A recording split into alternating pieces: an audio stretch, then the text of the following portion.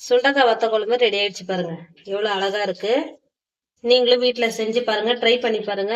ரொம்ப அறுசுவையா இருக்கும், நல்லா இருக்கும். இத வாரத்துல ஒரு வாட்டியாதான் எடுத்துக்கோங்க, அப்பதான் உடம்புக்கு வாங்க நல்லது. எப்படி செய்யலாம் பார்த்துக்கலாம். சுண்டக்காய் வத்த குழம்பு வைக்க போறேன்.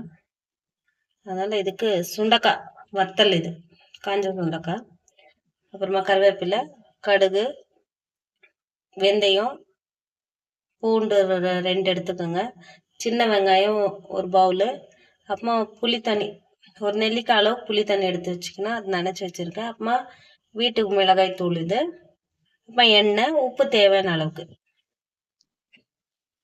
கடாய் வச்சு ஸ்டவ் பற்ற வச்சுக்கலாம்.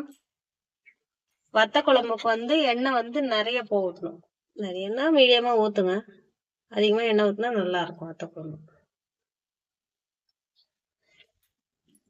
எண்ணெய் காஞ்சிடுச்சு, கொஞ்சமா கடுகு போட்டுக்கலாம்.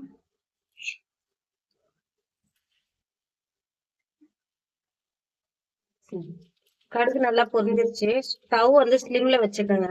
அப்புறம் பூண்டு சேர்த்துக்கலாம். பூண்டு சேர்த்ததும் வெங்காயம் சேர்க்கணும்.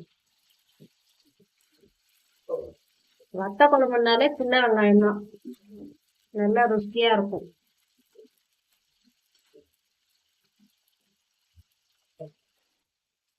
இன்னும் கொஞ்சம் நல்லா பொன்னிறமா வரட்டும்.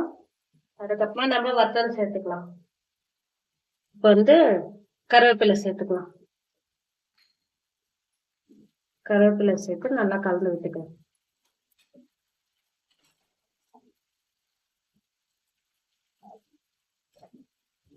நல்லா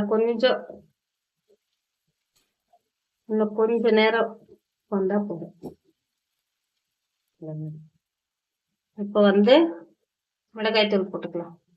இது வீட்டுல அரைச்சது, உங்களுக்கு எவ்வளவு தேவையோ அவ்வளவு போட்டுக்கோங்க. நான் ஒரு 3 ஸ்பூன் போடுறேன். வத்த குழம்புக்கு எப்பவுமே வீட்டுல அரைச்ச மிளகாய் தூள் போட்டா நல்லா ருசியா இருக்கும். ஒரு 2 நிமிஷம் எண்ணெயில ஃப்ரை ஆகட்டும். எண்ணெயில ஃப்ரை ஆச்சுன்னா நல்லா இருக்கும். அதுக்கப்புறமா புளி கரைச்சி வச்ச தண்ணி ஊத்திடலாம். நம்ம இதை ஊத்தி கொஞ்ச நேரம் கொதிக்க விடலாம்.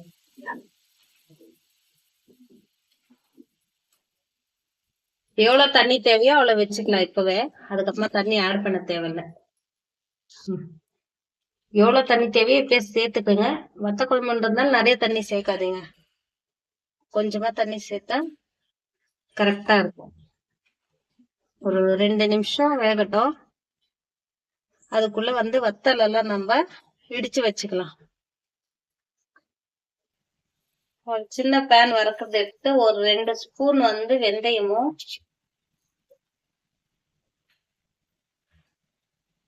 அப்புறமா கொஞ்சமா கடுகு 2 வறுத்து வச்சுக்கலாம். வறுத்துட்டு இதுல பவுடர் பண்ணிக்கலாம். வத்தல் எல்லாம் இடிச்சு வச்சிருக்கேன். அதுக்கு நிறைய விதை போட்டுறதீங்க, கசப்பா இருக்கும். கொஞ்சமா விதை போடணும். அதனால இடிச்சுட்டு பாதி விதை வச்சிருக்கேன், பாதி போட்டிருக்கேன்.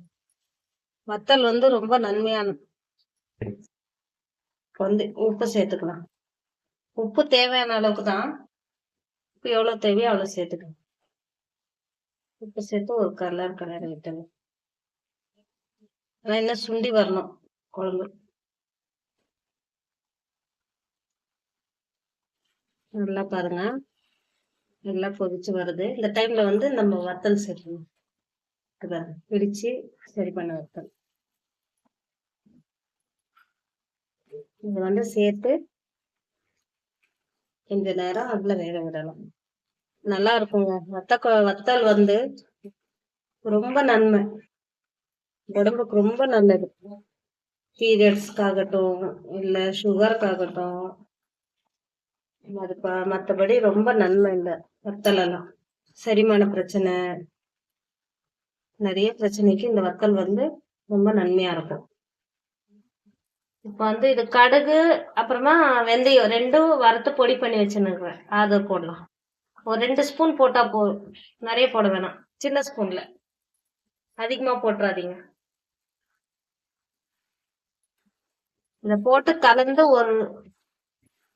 2-3 செகண்ட் ஒரு 5 நிமிஷம் வச்சா கூட ஓகே. இதை போட்டு கலந்துட்டு ஆஃப் பண்ணிடுங்க. அந்த சூடுல அந்த வந்து சரியாயிடும். பாருங்க, இவ்வளவு அழகா சுண்டக்காய் வத்தல் ரெடி ஆயிடுச்சு. சுட சுட சாப்பாடுல வச்சு சாப்பிட்டா அவ்வளவு அருமையா இருக்குங்க. ஒரே ஒரு அப்பளம் வச்சு இதுக்கு சாப்பிட்டோம்னா அவ்வளவு அருமையா வரும். அப்ப உடம்புக்கும் நல்லது, நல்லா இருக்கு. இந்த காலத்து குழந்தைங்களுக்கு வந்து இது வந்து எப்படியாவது செஞ்சு கொடுங்க. அப்பதான் நல்லா இருக்கும்.